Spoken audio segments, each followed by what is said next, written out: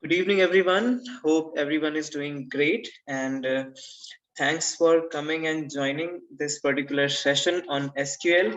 And we received queries from your side. So we would now begin. It's already 6:05. So we are now beginning to discuss on SQL queries. Okay. So, yes. So let's start. Okay. Let's start with. Give me 1 second. Okay, so some more people they did not get the link, I think. So let me share the link with them.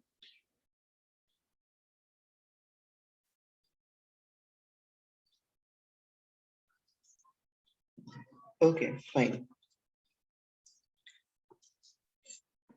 Yes, so now we are starting, and let me share my screen with you. And I have certain queries which you have shared with us. Okay, so those one by one we will start.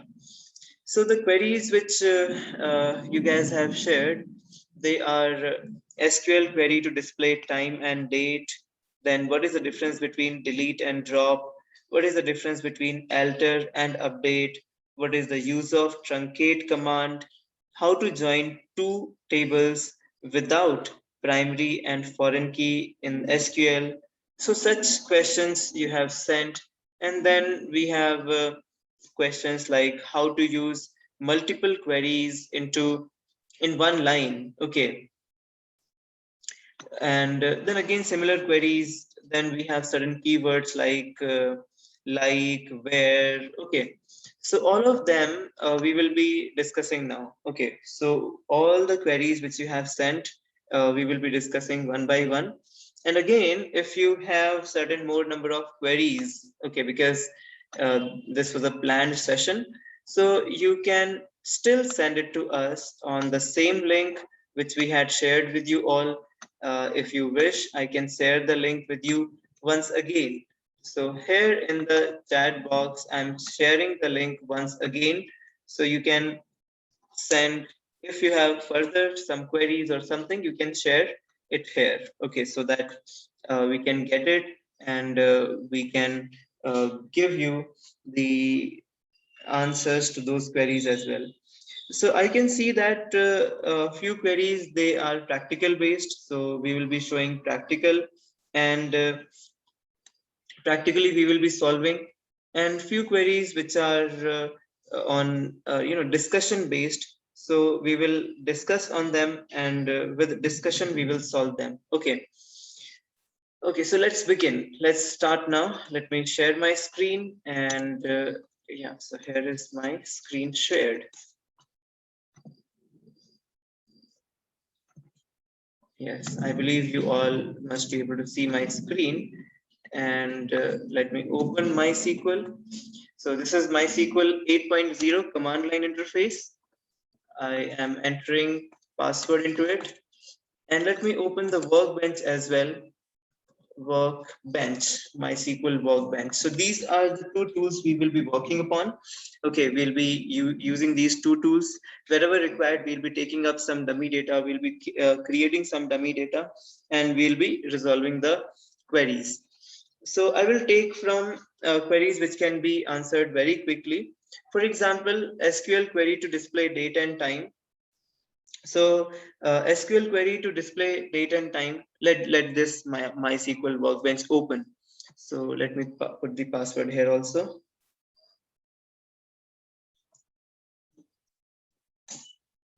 Okay. Okay, it is open here. Fine, great.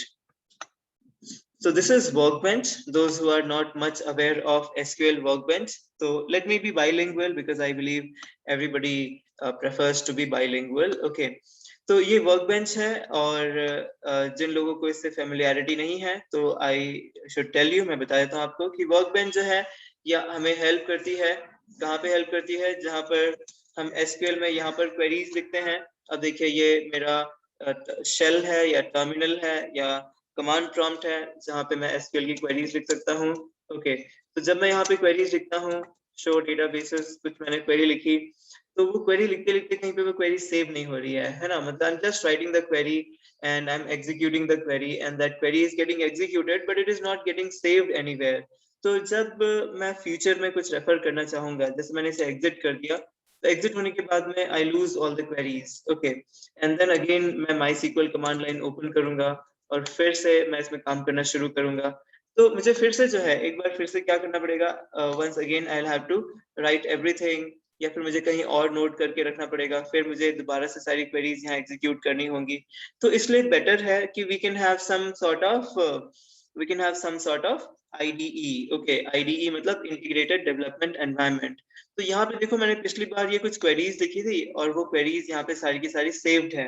So this is a benefit we get from IDE. Okay, one benefit. जैसे जैसे हम discuss करेंगे, you will be able to know more and more benefits out of it. आपको और भी benefits दिखाई देंगे, ठीक है। तो अब हम शुरू करते हैं एक एक क्वेरी के बारे में। अब यहाँ पे डेट एंड टाइम की बात की है, ठीक है।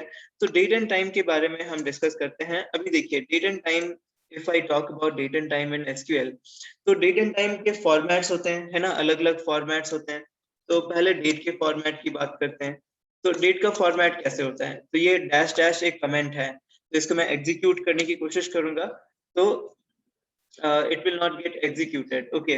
यहाँ पे क्या हुआ, सेलेक्ट नो डेटाबेस सेलेक्टेड, अच्छा उसने पहली ही लाइन से शुरू कर दिया एग्जीक्यूट करना, कोई बात नहीं। तो मैं केवल इसको एग्जीक्यूट करूंगा, there be no error, it executed everything, कोई बात नहीं, चलो उसके बाद उसके ऊपर बाद में आते हैं हम लोग। तो but you can see that it is not giving any error because this is a comment, ये जो है dash dash it is a comment, fine. तो now let me enlarge this one, okay, इसको मैं थोड़ा सा enlarge करता हूँ, okay। तो डेट के फॉर्मेट्स क्या होते हैं, डेट के फॉर्मेट्स होते हैं YY,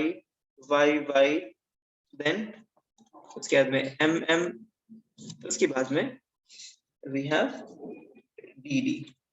ये एक फॉर्मेट हो गया, मतलब कि ईयर 2021 1998, ओके, यहाँ एग्जांपल लिख देते हैं, जैसे 1998, तो क्या हो गया, YY मतलब Y के 4 कैरेक्टर्स हो गए ईयर के। फिर MM, जैसे 01 पहला महीना है, फिर 30 30th डे है, तो ये एक फॉर्मेट हो गया, ठीक है। इसके बाद में डेट का दूसरा फॉर्मेट क्या हो सकता है, डेट का दूसरा फॉर्मेट डेट नहीं मतलब डेट टाइम का हो जाएगा, डेट टाइम। तो डेट टाइम का फॉर्मेट ऐसा होगा YY then MM then DD, तो DD तक रुकेगा नहीं वो। इसके बाद में HH मतलब आवर्स कितने हुए, उसके बाद में मिनट्स, ओके, मिनट्स कितने हुए, फिर मिनट्स के बाद में सेकेंड्स कितने हुए, तो ये फॉर्मेट रहेगा, ओके। इसका एग्जांपल क्या हो जाएगा, अगेन वैसे ही 1998, उसके बाद में 01, उसके बाद में 30। अब यहाँ पे आर, ओके, कितने घंटे हुए, मान लेते हैं it is 10 hours and 23 minutes and 43 seconds, तो इस तरह का फॉर्मेट होगा, ओके। फिर उसके बाद में एक टाइम स्टैम्प का फॉर्मेट आता है, ओके, इसका टाइम स्टैम्प का फॉर्मेट आता है। तो टाइम स्टैम्प का फॉर्मेट भी एग्जैक्टली डेट टाइम जैसा ही रहता है, ओके। तो मैं बस टाइम स्टैम्प मेंशन कर देता हूँ, टाइम STAMP, टाइम स्टैम्प का फॉर्मेट भी एग्जैक्टली ऊपर जैसा ही रहता है, सेम रहता है, ओके। तो let me take everything below, तो मैं इसको पूरा ऊपर से नीचे ले लेता हूँ, इट इज सेम, ठीक है। ये जनरली हम इसमें प्रैक्टिस नहीं करते हैं शुरू में, but we should practice on date time also, date time, time stamp. और ईयर जो होता है उसका फॉर्मेट या तो YY होता है या फिर उसका फॉर्मेट ओनली YY होता है, ओके, डिपेंड्स, ओके। तो जैसे अभी सिस्टम्स चल रहे हैं, अगर ओनली YY होगा तो 21 अगर आप लिखेंगे तो वो 2021 कंसिडर किया जाएगा, ओके। तो वो सिस्टम्स जो चल रहे हैं, आप देखिए जो जो MySQL का वर्जन चल रहा है, उस पे भी आपको समझना पड़ेगा कि अगर YY लिख रहे हो तो वो YY से क्या समझता है, तो लास्ट के 2 डिजिट समझता है, और जो अभी सीक्वेंस चल रहा है उसी सीक्वेंस को प्रेफरेंस देता है, मतलब 20 21 22 23, तो उसको प्रेफरेंस देगा। अगर आप 98 लिखेंगे तो 1998 वो समझ लेगा, okay. so that you need to check once with the MySQL version कि क्या उसका उस वर्जन में किस तरीके से वो सपोर्ट कर रहा है। अब जो है यहाँ पर पहला जो क्वेश्चन था वो ये था कि किस तरीके से हम डेट टाइम निकाल सकते हैं। तो एक फंक्शन मैं बता देता हूँ, उससे आप निकाल सकते हैं SELECT सेलेक्ट। ये फंक्शन है sysdate। ओके, sysdate का फंक्शन है sysdate एंड एंटर। तो यहाँ पे आप देखो, यहाँ पे आपके पास में y y y y right, y y y y year आ गया, फिर डैश, फिर मंथ के बाद में डे आ गया। ओके, तो mm या mi सॉरी mm मंथ हो गया और dd हो गया। फिर उसके बाद में यहाँ पे देखो आवर्स, ओके, फिर मिनट्स, फिर उसके बाद में सेकेंड्स, इस तरीके से। अब आप इसके ऊपर कुछ न्यूमेरिकल अगर यही चीज आपको न्यूमेरिकल कॉन्टेक्स्ट में देखनी है तो ये कैसे हो जाएगी। फॉर एग्जाम्पल, अगर मैंने sysdate और इसको +0 कर दिया तो देखो ये न्यूमेरिकल में आ गया, और आप पूरा इसे देख सकते हो 2021, तो यह है 2021। उसके बाद में आपका 10, यहाँ पे आपका 10 है, फिर आपका 09, यहाँ पे आपका 09 है। ओके, ये 09 है। उसके बाद में 18 15, तो 18 के बाद में 1 मिनट हो गए हमें बात करते हुए, इसलिए 16 हो गया है। पहले 29 सेकेंड थे, यहाँ पे 04 सेकेंड्स है। ओके, तो आप इसको जो है इसको स्ट्रिंग कॉन्टेक्स्ट बोलते हैं और ये न्यूमेरिकल कॉन्टेक्स्ट बोलते हैं। दोनों तरीके से आप देख सकते हैं, ठीक है। So this was one question. इसके बाद में नेक्स्ट क्वेश्चन जो था, it was about yeah, so what was the next question? Let me just check the next question. Okay, so next question is about delete and drop. Okay, delete and drop. तो delete and drop जो होते हैं, इसमें आप देखोगे हमने types of SQL queries पढ़ा हुआ है, right? कि कितने types के SQL queries होते हैं। So if you understand कि delete क्या है और drop क्या है, तो पहले मैं यहाँ पे आपको दिखा देता हूँ delete और drop में होता क्या है, फिर उसके बाद हम type में आएंगे और डिस्कस करेंगे। कि बेसिक क्वेश्चन है, हमेशा इंटरव्यूज में पूछा जाता है। तो let me use some database. Okay, तो यहाँ पे show databases कर लेते हैं। बहुत सारे databases हैं, तो एक आपके लिए create कर लेता हूँ मैं। So create database. Okay, एक test नाम का database मैं create कर लेता हूँ और use test। और यहाँ पर मैं देखो एक create, मैं क्या कर रहा हूँ, मैं create कर रहा हूँ create table, और इस table का नाम मैं दे रहा हूँ EMP दे देता हूँ, एम्प्लॉय डेटाबेस बहुत कॉमन डेटाबेस है डिस्कस करने के लिए। तो क्रिएट टेबल EMP मैंने किया। ओके, और इसमें मैंने जो है एक आईडी रख दिया, आईडी को इंट दे दिया है। उसके बाद में FIRST फर्स्ट नेम दे दिया, इसको VARCHAR varchar ऑफ मैंने 20 दे दिया, और दैट्स इट। मैं इतने ही कॉलम से भी रख रहा हूँ, ठीक है। फिर मैंने यहाँ पे इंसर्ट कर दिया, इंसर्ट इनटू कितने रोज इंसर्ट कर दें, चलो एक तो रोज इंसर्ट कर देते हैं। Insert into EMP VALUS values, और यहाँ पर 1, नाम देते हैं RACHIT रचित, एक नाम दे दिया मैंने। ओके, और उसी के साथ में मैंने एक नाम यहाँ पे दे दिया PRITAM Pritam, Pritam's name I have given, and one more name let me give, and this is the name from Vaishali. Okay, तो ये मैंने यहाँ पे 3 रिकॉर्ड्स मैंने इंसर्ट कर दिए, ठीक है। 3 रिकॉर्ड्स आ गए। अब देखो सेलेक्ट स्टार फ्रॉम EMP करेंगे तो आपको ये 3 रिकॉर्ड दिख रहे हैं यहाँ पे। अब क्वेरी है कि डिलीट और ड्रॉप में क्या डिफरेंस है। तो हमने देखा है कि एक हमारे पास में DML कमांड्स होते हैं, है ना। DML मतलब कि डेटा मैनिपुलेशन। तो जब डेटा मैनिपुलेशन की बात करते हैं तो डेटा किसको बोलते हैं, what is data. This is data, understand, this is data, ये डेटा है, ठीक है, दिस इज डेटा। और ये जो डेटा है इसको मैनिपुलेट करना। अब डेटा क्या नहीं है, मतलब कंफ्यूजन कहाँ पे होती है, डेटा क्या नहीं है। अगर मैं DESCRIBE डिस्क्राइब EMP करूंगा तो डिस्क्राइब करने पे मुझे दिख रहा है इसमें एक कॉलम का नाम है ID और एक कॉलम का नाम है फर्स्ट नेम। तो ID और फर्स्ट नेम जो है ये मेरा डेटा नहीं है, these are not the data, ये डेटा नहीं है। डेटा क्या है, डेटा है ये 1 रचित, 2 प्रीतम। ओके, तो किसकी बात कर रहे हैं हम लोग, डेटा मैनिपुलेशन की बात कर रहे हैं, जिसमें डिलीट जो है DELET delete is equal to DML, data manipulation language में आता है। ओके, डेटा मैनिपुलेशन लैंग्वेज में आता है डिलीट जो है। तो ये हमें याद रखना है। तो जब आपको डिलीट करना है तो क्या डिलीट होगा, तो इनमें से कुछ डिलीट हो जाएगा, मतलब ये डिलीट कर दो, ये डिलीट कर दो, ये सब कुछ डिलीट कर दो, है ना। जब आप ड्रॉप कर रहे हैं ड्रॉप, तो ड्रॉप जो है वो DDL कमांड में आता है, इसमें आता है DDL, डेटा डेफिनेशन लैंग्वेज में आता है। तो जब ड्रॉप कर रहे हैं तो वो क्या करेगा, वो बेसिकली इस EMP को ही ड्रॉप कर देगा, या फिर मैंने जो टेस्ट डेटाबेस अभी बनाया है उसको ड्रॉप कर देगा। Okay, so we can do that, दोनों ही हम कर सकते हैं। देखो डिलीट, ओके, अब क्या डिलीट करना चाहते हैं आप, ओके, मतलब what do you want to delete. तो जो भी आप डिलीट करना चाहते हैं, जैसे कि जैसे मैंने कहा अभी इसमें हमारे पास में क्या है, ID के बेसिस पर या फर्स्ट नेम के बेसिस पर, ये दो ऑप्शंस हैं आपके पास में। तो इन दोनों के बेसिस पे तो इन दोनों के बेसिस पर ID या फर्स्ट नेम के बेसिस पर आप डिलीट कर सकते हैं। ओके, तो what will be the query, the query would be delete from, अब आपकी जो टेबल है उसका नाम है EMP, डिलीट फ्रॉम EMP। अब क्या डिलीट करना है वो आप कंडीशन दे दो, where delete from EMP where ID is equal to 1 semicolon enter। क्या बोला इसने, query okay, one row affected। Okay, अब फिर से मैं select star from EMP करता हूं और आप देखेंगे कि वो डिलीट हो गया। ओके, इसमें क्या टेबल में कुछ फर्क पड़ा, नहीं, मतलब टेबल के स्ट्रक्चर में कोई फर्क पड़ा नहीं पड़ा। फर्क कहाँ पड़ा, फर्क पड़ा आपके डेटा में फर्क पड़ा।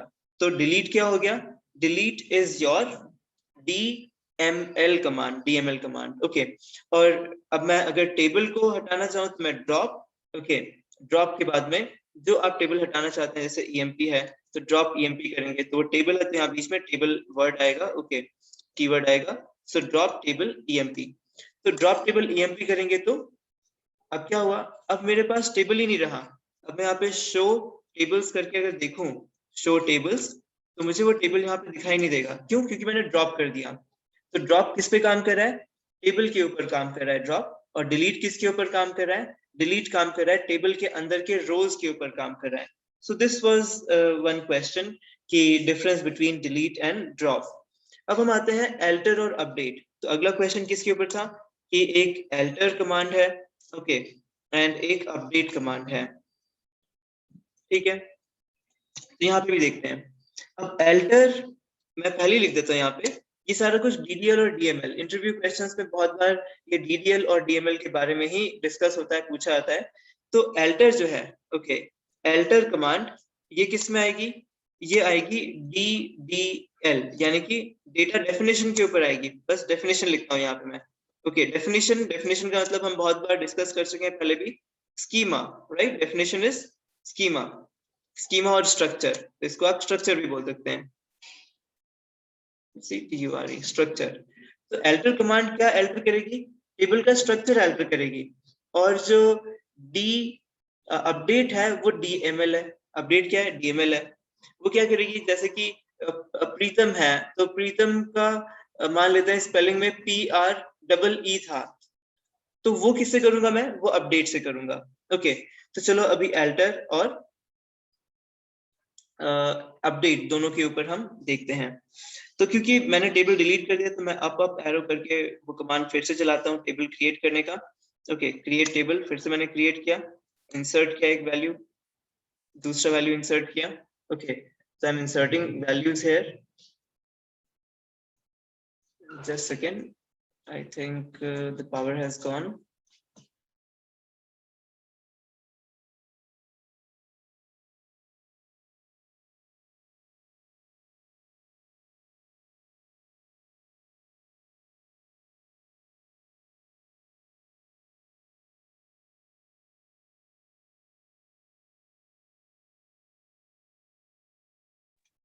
Okay, let me share my screen again, I got disconnected. Okay, so यहाँ पे हम देख रहे हैं कि मैंने दोबारा से जो है वो टेबल क्रिएट कर दिया है और उसमें जो रोज इंसर्ट कर रहे थे मैंने वापस से वो रोज सारे इंसर्ट कर दिए, and you can see that I have all the rows inserted over here. तो आपको भी क्या चाहिए था, एक आपको चाहिए एल्टर टेबल कमांड, और alter टेबल के बाद में नेक्स्ट यू वांट कि अपडेट कमांड। अब alter टेबल में हम क्या करेंगे, alter टेबल में हम इसमें एक नया कॉलम ऐड करते हैं, ठीक है। तो alter table add column command हम यूज करेंगे। तो अभी कैसे यूज करेंगे इसे हम, alter टेबल emp, ओके। तो alter टेबल emp, और इसके बाद में अब ऑब्जेक्टिव क्या है, alter कमांड का कैपेबिलिटी क्या है, वो कोई कॉलम ऐड कर सकता है। तो मैं लिखूंगा ऐड COLUMN, ऐड कॉलम, एक कॉलम ऐड कर रहे हैं। अब कॉलम का नाम क्या है, फर्स्ट नेम के बाद में चलो मैं सैलरी ले लेता हूँ, एम्प्लॉय है ना, SALARY सैलरी, और वो सैलरी का डेटा टाइप क्या होगा, उसका डेटा टाइप फ्लोट होगा, और फ्लोट में भी उसमें 10,2 डेसिमल वैल्यूज अलाउ कर देंगे, ओके। तो ये हम कॉलम ऐड कर रहे हैं, okay. So you are able to see right how is it happening, fine. So यहाँ पर we have added one more column. अब मैं आपको अगर सेलेक्ट स्टार करके दिखाऊं तो आप देखेंगे यहाँ पे सैलरी सबका नल नल नल, सबका नल सैलरी आ गया। तो alter टेबल की हेल्प से हम क्या कर पाए, alter टेबल की हेल्प से we are able to add more number of the columns, okay. तो कॉलम्स ऐड करने हैं, या फिर आप चाहते हैं कि कॉलम ड्रॉप भी करना है, तो भी आप alter टेबल से कर सकते हो। चलो मैं एक और कॉलम ऐड करता हूँ, alter, कहाँ गया alter कमांड, ये रहा alter टेबल, और ऐड कॉलम, यहाँ पे एक और कॉलम पहले मैं ऐड करता हूँ, और इस कॉलम का नाम हम देते हैं, लेट्स से इसको हमने मान लेते हैं गलती से एक और कॉलम सेल ऐड हो गया, ओके, कभी कभी जल्दी जल्दी में। तो अभी आप देखोगे कि यहाँ पर, okay, here you will be able to see that हमारे पास में दो सैलरी और सेल, यहाँ पे दो हो गए add, correct. Can we add rows, the answer is yes, we can surely add rows, okay. Rows add करना DML में आता है ना, वो DML में आता है, DDL में नहीं आता। तो अभी हम क्या कर रहे हैं, कॉलम ऐड करना, कॉलम ऐड करना स्ट्रक्चर का पार्ट है। ये भी एक ट्रिक हो गई आपके लिए याद रखने की, if you are working on the columns, अगर आप कॉलम्स में काम कर रहे हैं तो ये मतलब क्या होता है कि you are working on the structure part, और अगर आप रोज पे काम कर रहे हैं that means you are working on the data part.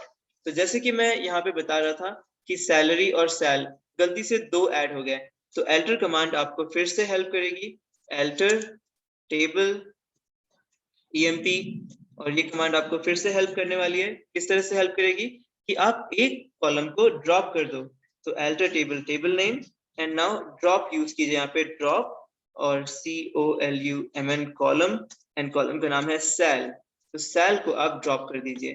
तो सेल अभी ड्रॉप हो जाएगा, और आप देखिए अभी फिर से, तो सेल ड्रॉप हो गया, ओके। तो alter कमांड कहाँ पे काम कर रही है, कॉलम्स, कॉलम्स को ऐड करना, ड्रॉप करना, या फिर मॉडिफाई करना। आप मॉडिफाई भी कर सकते हो किसी कॉलम को, जैसे कि आप जो है, अब सैलरी का फ्लोट था, है ना, फ्लोट है सैलरी, तो आप उसको फ्लोट में 10,2 दिया था, आप चाहते हो कि वो 10,5 हो जाए, तो ठीक है, हम सैलरी को फिर से alter कर देते हैं। देखिए alter, पहले डिस्क्राइब करके देख लेते हैं, DSCRIBE describe, okay, and EMP, तो EMP को डिस्क्राइब कर लेते हैं, ओके। तो EMP को डिस्क्राइब करने पे हमें दिख रहा है कि ये फ्लोट जो है कितना है, 10,2 है। तो अब alter करते हैं इसको फिर से, alter table, okay, alter table EMP and EMP, और इसके बाद में हम alter ही कर रहे हैं ना, alter, तो फिर से हम alter कर रहे हैं, alter COLUMN कॉलम, कॉलम का नाम क्या है, कॉलम का नाम है SALARY सैलरी, एंड यहाँ पर जो है, यहाँ पे FLOAT फ्लोट, और फ्लोट में आपको 10,5 करना था, मैंने 10,5 कर दिया, सेमीकोलन एंटर। तो something I did a mistake, so let me cross check. तो alter टेबल EMP, और इसके बाद में हमने, ओके सॉरी, तो यहाँ पे जो है कीवर्ड alter जो है इसकी जगह हम मॉडिफाई लिख दें, ओके, मॉडिफाई कीवर्ड यूज करें, MySQL में मॉडिफाई कीवर्ड यूज होता है। तो alter table EMP modify column salary, and now it is working fine। तो आप अल्टर की हेल्प से कॉलम ऐड भी कर सकते हैं, कॉलम मॉडिफाई भी कर सकते हैं, कॉलम ड्रॉप भी कर सकते हैं. So all these are the possibilities with the help of alter table. Okay, तो ये अल्टर का हो गया. अब दूसरा जो क्वेश्चन था इसी के साथ में ही, वो था अपडेट का. तो alter is again DDL command. DDL है डेटा डेफिनेशन, कॉलम पे काम कर रही है. अपडेट जो है वो DML कमांड है. ठीक है, तो क्यों DML है अपडेट? क्योंकि वो रोज पे काम करती है. ओके, तो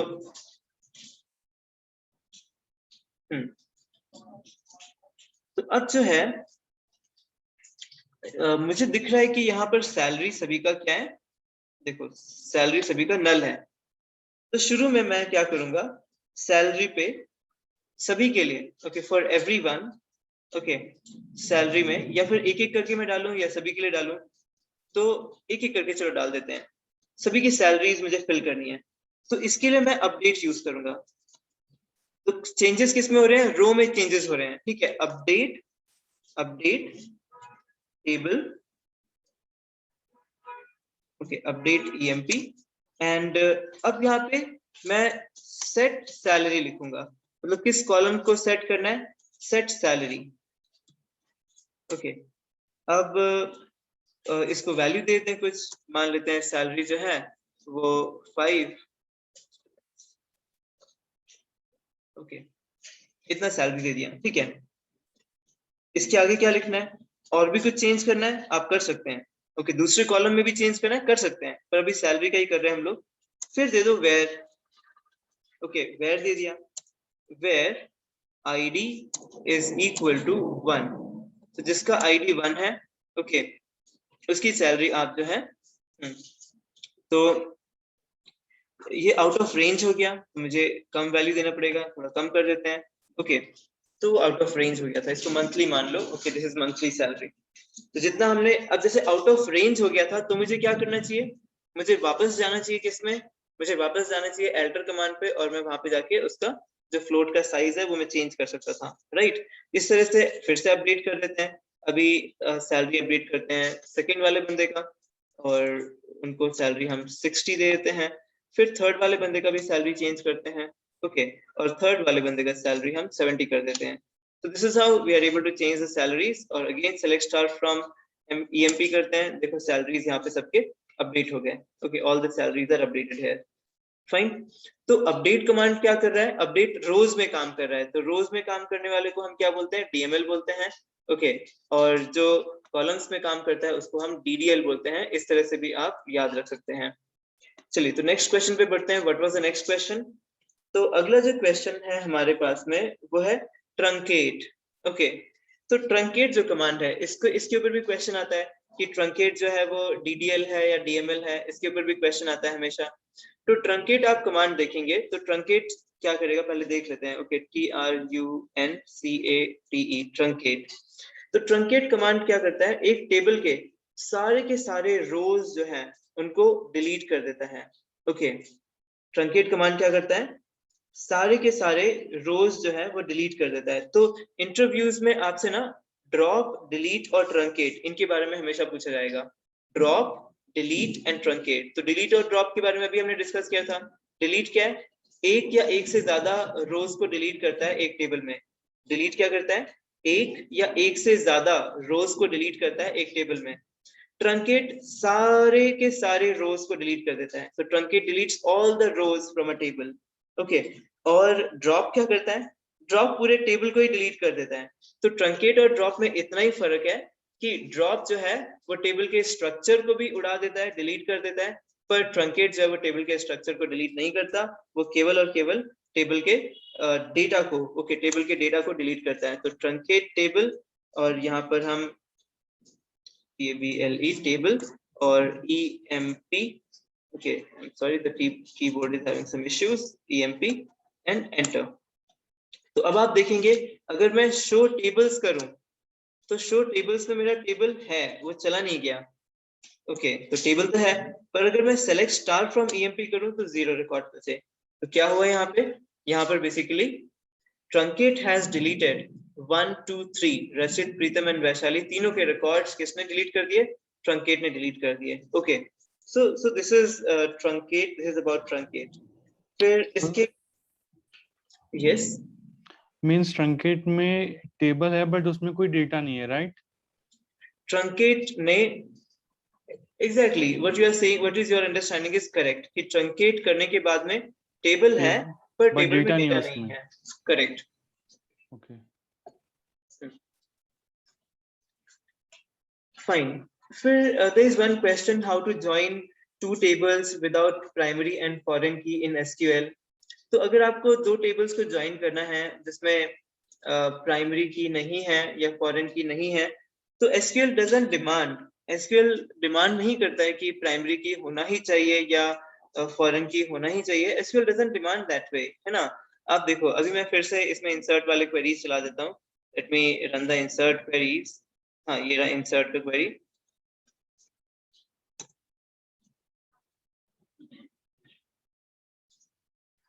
तो यहाँ पे ओके सो दूसरा क्वेरी अब यहाँ पे दूसरे बंदे को भरते हैं। So let's have here IRFAN Irfan.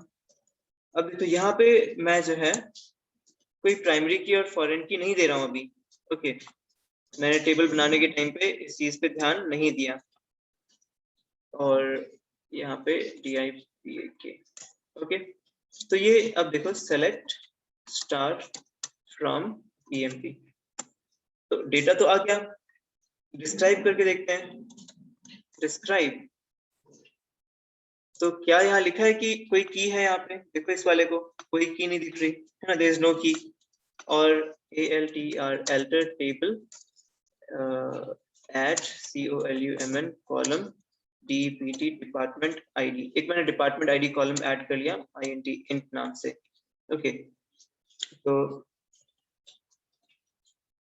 alter table EMP add column। Okay तो मैंने एक DSCRIB डिस्क्राइब EMP, देखो एक डिपार्टमेंट ID ऐड कर लिया। ओके और अभी अपडेट पे ही चला देते हैं क्योंकि यहाँ पे देखोगे आप सेलेक्ट स्टार फ्रॉम EMP, तो कोई भी डिपार्टमेंट सबके नल है। ओके तो अपडेट चला देते हैं। Update EMP set DPT department ID is equal to 10 where ID is equal to 1। तो इनका डिपार्टमेंट ID 10 दे दिया और ID 2 को भी 10 दे देते हैं और ID 3 को डिपार्टमेंट हम 20 दे देते हैं, 30 दे दो चलो। और ID जो 4 नहीं है, बस इतना ही है। तो इतने हमने अपडेट कर दिए, ठीक है। तो एक बार क्रॉस चेक कर लेते हैं। सेलेक्ट स्टार फ्रॉम EMP, तो ये डिपार्टमेंट आईडीज भी आ गए। ओके अब एक मैं डिपार्टमेंट टेबल भी बना लेता हूँ। क्रिएट टेबल डिपार्टमेंट और यहाँ पर DPT डिपार्टमेंट ID इंट है और DPT डिपार्टमेंट नेम ये varchar है और varchar of 40 है। ओके दैट्स इट, वही रखे हैं। तो इसमें मैंने प्राइमरी की या फॉरेन की मेंशन नहीं किया है। इसमें भी इंसर्ट कर देते हैं रोज। इंसर्ट इनटू DPT डिपार्टमेंट और यहाँ पे एक को 10 दे दिया। इसका नाम क्या है? इसका HR डिपार्टमेंट है। और उसके बाद में और कुछ है क्या? कुछ गलत कर दिया, वैल्यूज नहीं लिखा, ठीक है। Insert into department VALUES values. Okay और जो एक 30 डिपार्टमेंट ID लिखा है 30, इसको लिख देते हैं एडमिन। ओके तो ये दो डिपार्टमेंट्स हो गए। तो इनके बीच में अगर ज्वाइन करना है तो आप ज्वाइन कर सकते हैं, है ना। मैंने तो कोई प्राइमरी की और फॉरेन की दी नहीं है, तो आपको ज्वाइन करना है इनके बीच में। You do the join. कैसे करेंगे ज्वाइन? सेलेक्ट, आपको मान लेते हैं फर्स्ट नेम लेना है FIRST फर्स्ट नेम। ओके और आपको डिपार्टमेंट नेम लेना है DPT डिपार्टमेंट नेम। ओके तो एसक्यूएल में क्या होता है? एसक्यूएल में वी नो कि जिस टेबल में से ले रहे हैं उस टेबल को एलियास दे सकते हैं। फॉर एग्जांपल यहाँ मैं लिखूंगा फ्रॉम EMP, तो EMP को मैं एलियास मतलब एक शॉर्ट नेम दे सकता हूँ E। तो वो शॉर्ट नेम जब मैंने दिया तो यहाँ पे मैं कैसे लिखूंगा? E डॉट फर्स्ट नेम, ऐसे लिखूंगा। तो इससे समझ में आएगा कि फर्स्ट नेम कौन से टेबल में से आ रहा है? E मतलब एम्प्लॉय टेबल में से आ रहा है। सिमिलर वे में ज्वाइन DPT डिपार्टमेंट D, तो यहाँ डिपार्टमेंट नेम के आगे क्या लिख दूंगा मैं? यहाँ D डॉट डिपार्टमेंट नेम लिख दूंगा। तो इससे समझ में आता है कि किसके बेसिस पर चल रहा है। तो यहाँ पे ऑन क्लॉज यूज कर लो या फिर आप वेयर यूज कर लो, ठीक है। तो where E dot DPT department ID is equal to D dot DPT department ID। तो मैंने यहाँ पे कोई प्राइमरी की फॉरेन की नहीं दिया, पर मुझे यहाँ पे दोनों में ज्वाइन करके मिल गया। ओके, तो यहाँ पे कंफ्यूजन और प्रॉब्लम कब आएगी? जब आपके पास में मल्टीपल, कंफ्यूजन नहीं होगी, मतलब जैसा डेटा है आपका उसी हिसाब से आपका आउटपुट आएगा। अब मान लेते हैं आपके डेटा में एम्प्लॉय आईडी रिपीट हो रहे हैं, तो वो तो फंडामेंटल रॉन्ग है ना, मतलब फंडामेंटली कॉन्सेप्चुअली रॉन्ग है कि दो एम्प्लॉयज को एक ही आईडी कैसे दे सकते हैं, इट इज नॉट पॉसिबल। तो अगर वैसा कुछ डेटा में डिस्क्रिपेंसी है तो आप अलग से सॉल्व कीजिए उसको, है ना, इसीलिए तो प्राइमरी की और ये सब बनाए गए ना, इसीलिए तो बनाए गए ना। तो इस वजह से ओके, हाँ, तो अंडरस्टैंड, तो इसी वजह से क्या है कि हम प्राइमरी की रखते हैं, जिससे कि ऐसे कोई इश्यूज ना आए, है ना, that is the primary reason कि क्यों हम रखते हैं। ठीक है, सो देन इसके बाद में देयर इज वन क्वेश्चन कि how to use multiple queries in only one line. और इसमें जो क्वेश्चन है आगे लिखा है कि like sometimes we need to join three tables and also need to find something out of that output using where clause having maximum minimum। okay, तो ये सारे के सारे मतलब joins भी हैं, where भी यूज करना है, having भी यूज करना है, aggregate भी यूज करना है। ओके, तो यस, यहाँ पे मेरा बहुत स्ट्रॉन्ग सजेशन है कि इस वाले केस में क्या करना चाहिए। इस वाले केस में आप पहले एक जो कॉम्प्लेक्स क्वेश्चन है उसको स्टेप बाय स्टेप में पहले अपने माइंड में ऑर्गेनाइज कर लो, या फिर अभी आप नया शुरू कर रहे हो तो आपको क्या करना चाहिए, आपको पूरे क्वेश्चन को स्प्लिट करके छोटे छोटे हिस्सों में लिख लेना चाहिए, और लिखने के बाद में पहले आप उसको सिंगल क्वेरी में या स्टेप बाय स्टेप एग्जीक्यूट करो, उसके बाद में फिर आप इस तरीके से कंबाइन करो। पर हाँ, आपके नॉलेज के लिए लेट मी टेल यू, तो अब हम इस डेटाबेस को यूज नहीं करेंगे, हम यूज करेंगे use HR। Okay, okay, so before we go ahead, there's a question ki sir, that means truncate refers to DML, data manipulation language। yes, you are absolutely right, truncate refers to data manipulation language, क्योंकि truncate ने सारा का सारा data delete कर दिया है, उसने structure के साथ में कुछ नहीं किया है ना, इस वजह से।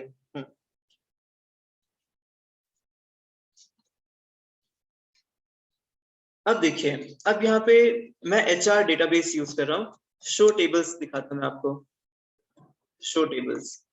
तो यहाँ पे कंट्रीज, डिपार्टमेंट्स, ओके, इतने सारे टेबल्स हैं। अभी यहाँ पे पता होना चाहिए कि किसके बीच में क्या रिलेशन है। ओके, कौन से वाले के बीच में क्या रिलेशन है। अभी एक और क्वेश्चन आया था, उसको मैं पहले ही हैंडल कर लेता हूँ जॉइंस वगैरह के साथ में, ओके, जिससे कि वो क्वेश्चन भी साथ में टैकल हो जाए, हैंडल हो जाए। और वो क्वेश्चन क्या था? वो क्वेश्चन था इसके बारे में, ER डायग्राम्स के बारे में क्वेश्चन था। सो let me handle that question also. अब जैसे इतने सारे टेबल्स हैं, ठीक है, तो इतने सारे टेबल्स में बहुत बार डिफिकल्ट होता है कि ये इनका आपस में रिलेशन क्या है, कि कंट्रीज और डिपार्टमेंट्स में कोई रिलेशन है क्या, EMP डिटेल्स व्यू और एम्प्लॉइज में कोई रिलेशन है क्या, so what is the relation between all these tables amongst each other. तो इसका बहुत अच्छा और बहुत बेहतरीन तरीका है, उसको हम क्या बोलते हैं, ER डायग्राम्स, है ना, ER डायग्राम्स। तो हमें कहाँ पे जाना चाहिए? अब हमें वर्क बेंच पे आना चाहिए, क्योंकि workbench is a better thing to work here. तो अब वर्क बेंच में आपके पास देखो, यहाँ पे ऑप्शंस हैं, फाइल, एडिट, व्यू।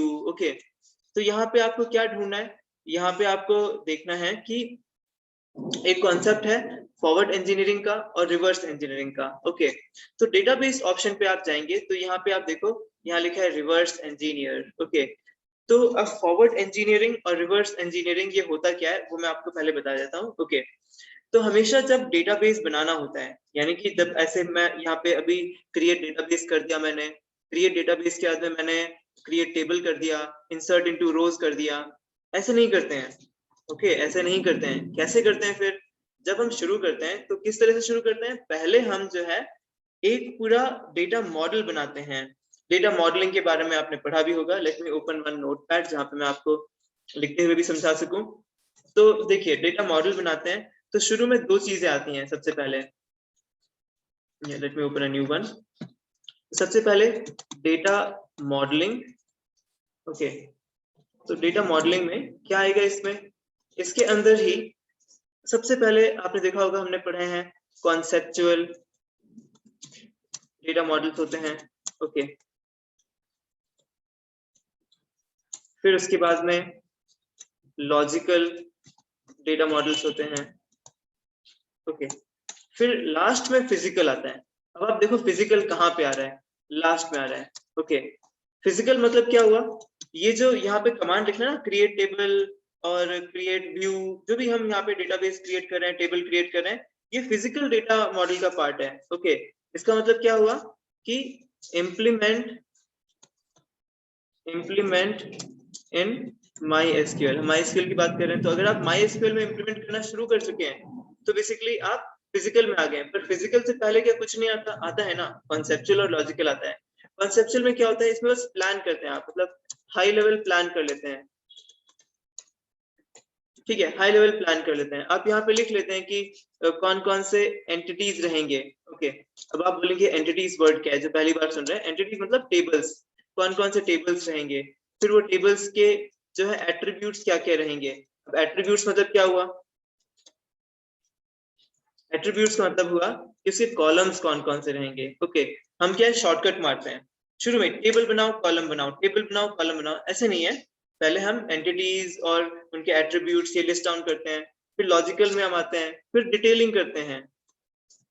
डिटेलिंग मतलब और डिटेल में हम लिखते हैं कि एंटिटीज के बीच में रिलेशनशिप्स क्या है। ओके, एट्रीब्यूट्स जो है, एट्रीब्यूट्स जो है उनका साइज क्या होगा, है ना, उनका डेटा टाइप क्या होगा, डिटेलिंग करो। ओके, यहाँ पर जब आपके पास में सारा डिटेलिंग हो चुका है, अब आप किसी भी MySQL में ही नहीं, किसी भी डेटाबेस को चूज करो और उस डेटाबेस में जाकर के आप इम्प्लीमेंटेशन शुरू कर दो।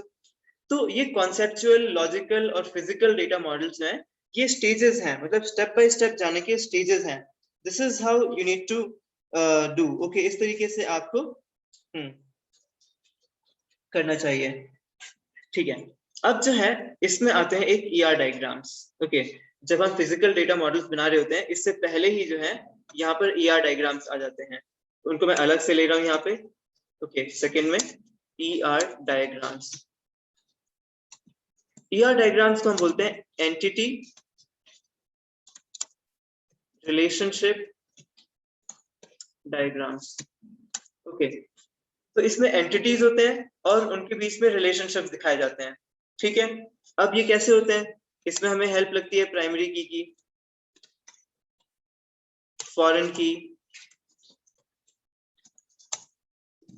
तो प्राइमरी की और फॉरेन की भी हेल्प लगती है इसमें हमें, क्योंकि उसकी वजह से तो रिलेशन बनता है। एक प्राइमरी की दूसरी टेबल में जाती है तो वो फॉरेन की बन जाती है और आपस में रिलेशन स्टैब्लिश करती है। तो इसको अभी हम यहाँ देखते हैं और समझते हैं। Let's come to this part. तो मैं डेटाबेस में गया और यहाँ पे मैंने एक वर्ड यूज किया, reverse engineering and forward engineering.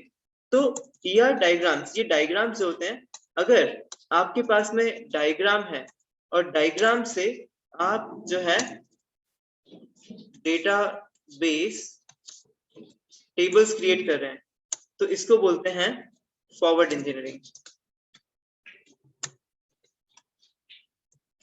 ठीक है, इसको फॉरवर्ड इंजीनियरिंग बोलते हैं।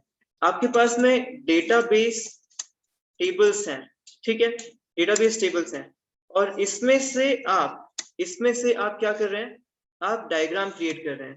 मतलब डायग्राम कौन सा, ER डायग्राम क्रिएट कर रहे हैं, इसको बोलते हैं रिवर्स इंजीनियरिंग।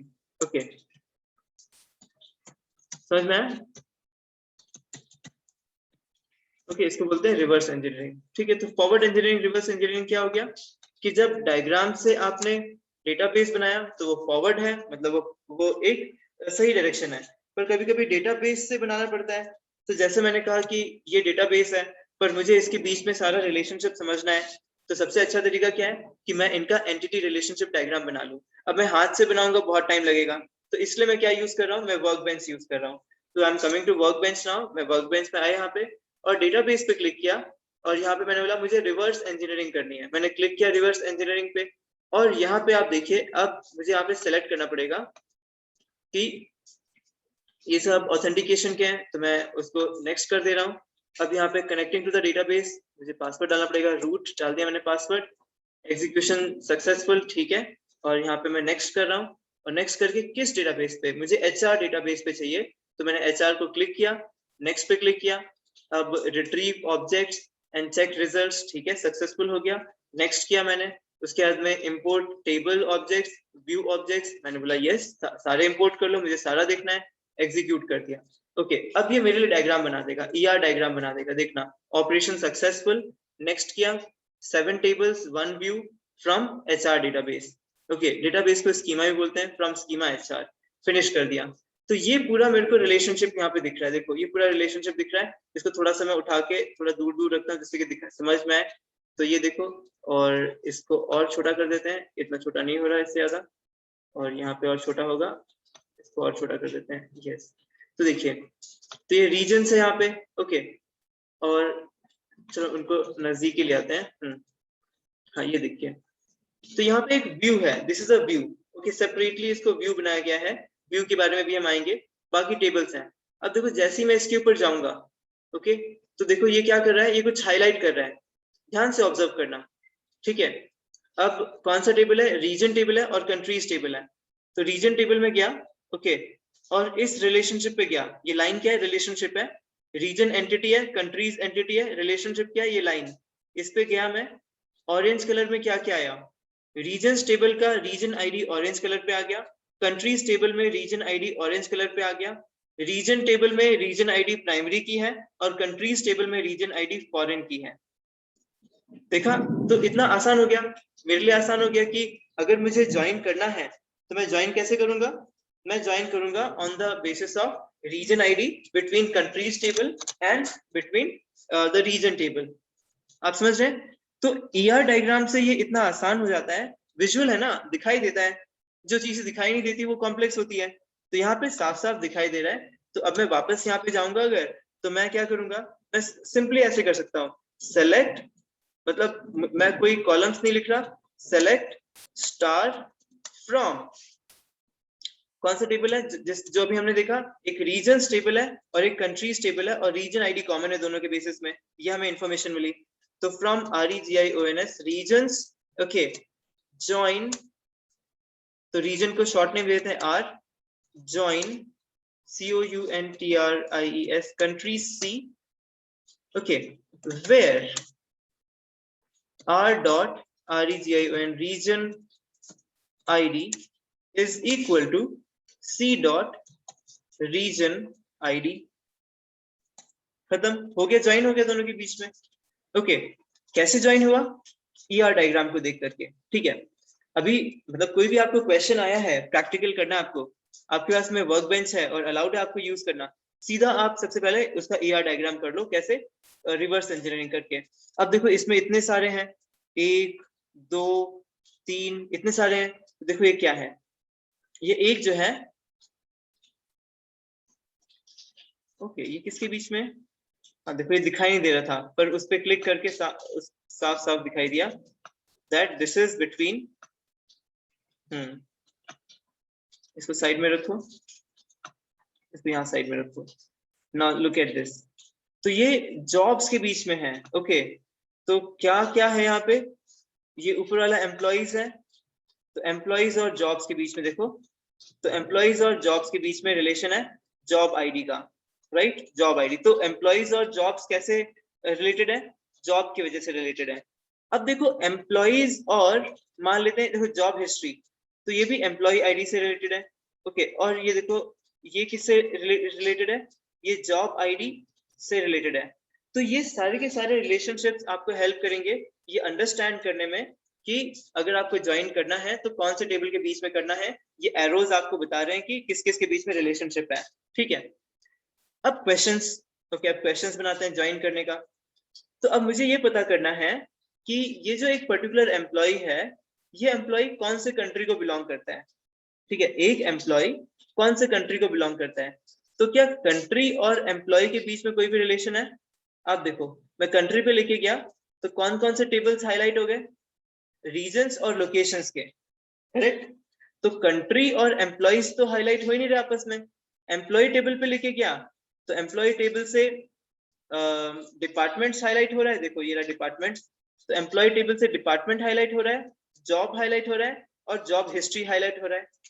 तो एम्प्लॉय और कंट्री का तो कोई सीधा संबंध है ही नहीं, तो यहाँ पे क्या होगा, मल्टी टेबल ज्वाइन होगा, है ना। एम्प्लॉइज और कंट्रीज टेबल में कोई डायरेक्ट रिलेशन है ही नहीं, तो यहाँ पे मुझे मल्टी टेबल ज्वाइन करना पड़ेगा। मैं देख रहा हूँ कि ये कंट्री जो है रीजन्स के थ्रू मैं एम्प्लॉइज तक पहुंच जाऊं क्या, या फिर कंट्री और लोकेशंस के थ्रू एम्प्लॉय तक पहुंच जाऊं क्या? तो चलो देखते हैं एम्प्लॉयज का कहाँ पे है, डिपार्टमेंट्स में है, डिपार्टमेंट्स का कहाँ पे है, लोकेशंस में है। तो देखो एम्प्लॉय डिपार्टमेंट से कनेक्टेड है, डिपार्टमेंट लोकेशन से कनेक्टेड है, और लोकेशन कंट्री से कनेक्टेड है। तो एम्प्लॉय से डिपार्टमेंट को ज्वाइन करेंगे, डिपार्टमेंट को लोकेशन से करेंगे, और लोकेशन को कंट्री से करेंगे। कितने टेबल ज्वाइन हो गए? 1 2 3 एंड 4 टेबल ज्वाइन हो जाएगा। करना है, करते हैं, लेट्स डू इट। ओके, तो कैसे करेंगे? अब यहाँ पे क्वेरी लिखेंगे,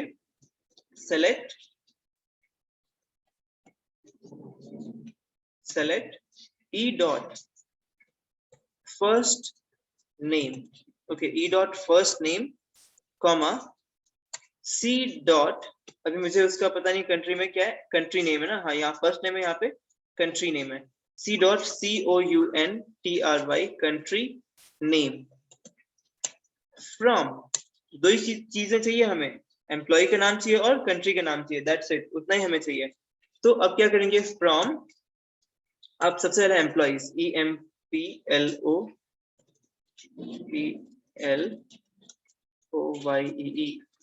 एम्प्लॉइज, हाँ एम्प्लॉइज स्पेस ई, ज्वाइन करेंगे, उसका जो ज्वाइन होगा वो डिपार्टमेंट से होगा, DEPARTMENTS, डिपार्टमेंट्स डी। अब यहाँ पे लिखेंगे कैसे ज्वाइन कर रहे हैं, तो ऑन लिख दो, ऑन, और यहाँ लिख दो E.DEPARTMENT_ID is equal to D.DEPARTMENT_ID। तो इसके बेसिस पे कर दो, फिर ज्वाइन करो। अब डिपार्टमेंट्स का ज्वाइन किससे करना है, लोकेशन से करना है, क्योंकि डिपार्टमेंट जो है वो लोकेशन से कनेक्टेड है, तो डिपार्टमेंट्स का लोकेशन से करेंगे। तो join LOCATIONS, locations L, on, फिर से ऑन लिखा, तो D.LOCATION location underscore ID is equal to L.LOCATION location underscore ID। Cross check कर लेते हैं, तो D में भी लोकेशन ID है और लोकेशन में भी लोकेशन ID है, तो ये भी हो गया। अब फिर ज्वाइन करेंगे, अब लोकेशन को ज्वाइन करेंगे किससे, COUNTRIES कंट्री C, ओके, क्योंकि लोकेशन और कंट्रीज जो है वो रिलेटेड है, ओके, किससे, कंट्री आईडी से। ऑन, यहाँ पे L.COUNTRY country ID, okay, is equal to C.COUNTRY country ID, okay, इसके बेसिस पर ज्वाइन करेंगे। तो ये क्या, एंटर कर दिया, अब देखो आ गया। तो विलियम जो है वो यूएसए का है, शेली जो है वो यूएसए का है, हरमन यूएसए का है, सुजैन यूके की है। तो हमारे पास आ गया कितने, 4 टेबल्स को ज्वाइन करने के बाद में डेटा आया, ठीक है। अब अगर मुझे कुछ कंडीशन यूज करनी है, ओके, कंडीशन यूज करनी है, तो यहाँ पे मान लेते हैं कोई कंडीशन यूज करनी है, तो मैंने यूज की वेयर, ओके, वेयर, अब वेयर यूज किया, वेयर सी डॉट, ओके, चलो यहाँ पे बहुत सारे टेबल्स है ना, देख लेते हैं, मान लेते हैं, चलो वेयर हम कंट्री पे लगाते हैं, where C.COUNTRY country name, okay, is equal to, इनमें से कोई एक ले लो, कनाडा ले लो, ठीक है, कनाडा, CANADA, कनाडा। तो आपने बोला कि कैसे यूज करेंगे, तो मैंने वेयर यूज कर लिया, तो वेयर यूज किया, तो वेयर यूज करने से मिशेल और पैट ये आ गए, ठीक है, दोनों आ गए वाले। अब इसके बाद में और आगे बढ़ते हैं, ठीक है, और आगे बढ़ते हैं। अब जो है मुझे पता करना है कि एक कंट्री में, कंट्री से कितने लोग काम करते हैं, ठीक है। अभी तो मैंने हर बंदे का कंट्री पता लगाया था, पर अब मुझे पता करना है एक कंट्री में कितने लोग काम करते हैं। तो यहाँ पे देखो, इसी क्वेरी में मैं स्टार्टिंग में जाऊंगा, बिल्कुल शुरुआत में जाऊंगा, और अब मुझे ई नेम नहीं चाहिए, I don't want E name, मुझे कंट्री नेम चाहिए, तो कंट्री नेम रखूंगा, ये मेरे को ई डॉट फर्स्ट नेम नहीं चाहिए, पर मुझे क्या चाहिए इसके साथ में, मुझे चाहिए comma, COUNT count star as TOTAL total, as total, EMP। ओके, तो टोटल EMP कितने काम करते हैं? ओके, अब मैं क्या करूंगा, जब हम काउंट स्टार कर रहे होते हैं तो उसके बाद में ग्रुप बाय लगाना होता है, ठीक है। तो अभी ये वेयर वाला हटा दें, है ना, वेयर हटा देते हैं ये वाला। तो अब यहाँ पे GROUP group by COUNTRY country NAME name, enter. तो यूनाइटेड स्टेट्स ऑफ अमेरिका, वहां से 68 लोग हैं, कनाडा से 2 लोग हैं, यूके से 35 है और जर्मनी से 1 है। तो अभी देखो आपका ग्रुप बाय भी यूज हो गया, आपका एग्रीगेट फंक्शन भी यूज हो गया, correct. Count star aggregate function use हुआ, और एग्रीगेट फंक्शन के साथ में हम क्या यूज करते हैं, ग्रुप बाय यूज करते हैं। अब आप बोलोगे कि इसमें वेयर भी लगाओ और हैविंग भी लगाओ, ठीक है। तो चलो इस क्वेरी में वेयर भी लगाते हैं। तो वेयर हमेशा ग्रुप बाय से पहले लगाओ, ठीक है। तो वेयर यहाँ पे लगाएंगे आप, वेयर। अब कुछ कंडीशन ले लेते हैं, कुछ और कंडीशन। अब जैसे डिपार्टमेंट, एक डिपार्टमेंट का नंबर ले लेते हैं। ओके, तो डिपार्टमेंट के लिए हम क्या करते हैं, यहाँ पे एक बार इधर जाते हैं और यहाँ पे SELECT select star from DEPARTMENTS departments कर लेते हैं, इसे रन कर देते हैं, ठीक है। तो ये हमारे पास डिपार्टमेंट्स हैं। तो जहाँ पे हम डिपार्टमेंट आईडी जो है 10 ले लेते हैं अभी के लिए, ठीक है। डिपार्टमेंट आईडी 10 ले लेते हैं, where DEPART department underscore ID। पर यहाँ पे हमेशा एम्बिग्यूटी क्रिएट नहीं करना है, डिपार्टमेंट आईडी D डॉट लिख दो, मतलब वो किस टेबल का है वो लिख दो आप। D dot department ID is equal to, मैंने लिख दिया 10, ओके, एंटर। तो डिपार्टमेंट आईडी 10 के लिए केवल एक ही बंदा आया, USA से एक बंदा है, वो डिपार्टमेंट आईडी 10 के लिए काम करता है। चलो इतना अच्छा डिपार्टमेंट है, कुछ और डिपार्टमेंट ले लेते हैं, 20 ले लेते हैं, चलो। तो 20 ले लिया। तो कनाडा के 2 लोग हैं, वही बस डिपार्टमेंट आईडी 20 के लिए काम कर रहे हैं, ओके। तो यहाँ पे बेहतर है, मैं क्या करता हूँ, डिपार्टमेंट आईडी इन ऐसे करके, और यहाँ पे 10, 20, और क्या डाल देता हूँ, 30, 40, 50, इतने लिख देता हूँ, ओके। तो मैंने 10, 20, 30, 40, अब देखो एक कीवर्ड भी यूज हो गया यहाँ पे। कौन सा कीवर्ड यूज हो गया, इन वाला कीवर्ड यूज हो गया, है ना।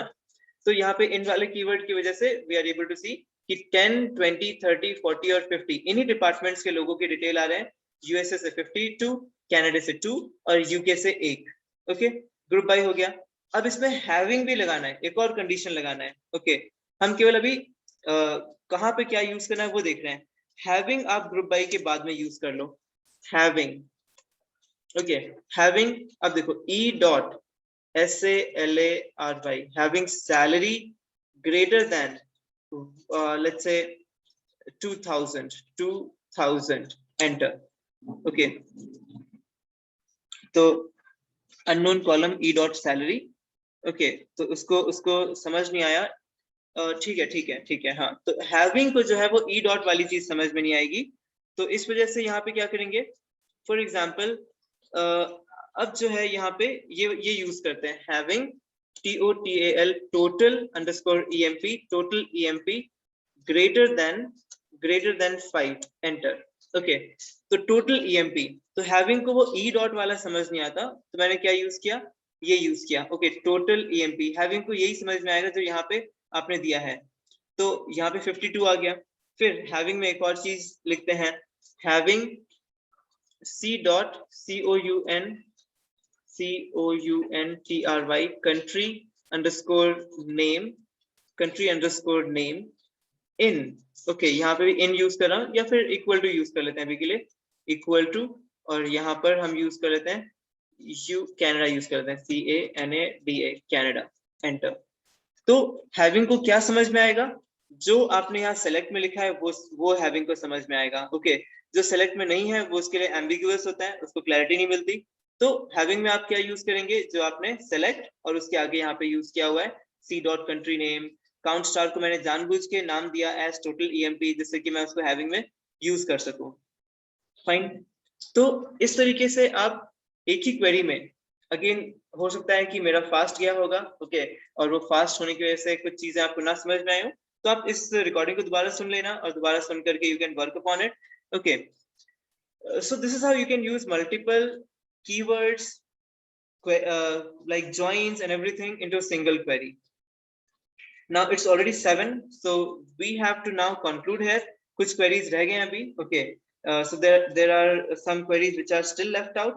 So I will just plan, I will announce ki agar it's Sunday tomorrow, if possible I will take one more session tomorrow again for 1 hour. जो बाकी की queries हैं वो उसमें मैं cover करूंगा, because I can see there are 7-8 queries which are still left. Okay, उससे मैं फिर 1 घंटे अलग से लेकर के I will cover that. Hope it was useful. Once again, thank you everyone for attending. Let's have such special sessions in between. Thank you. Thank you, sir. Thank you, sir. Thank you, sir. Thank you, sir. Have a good night.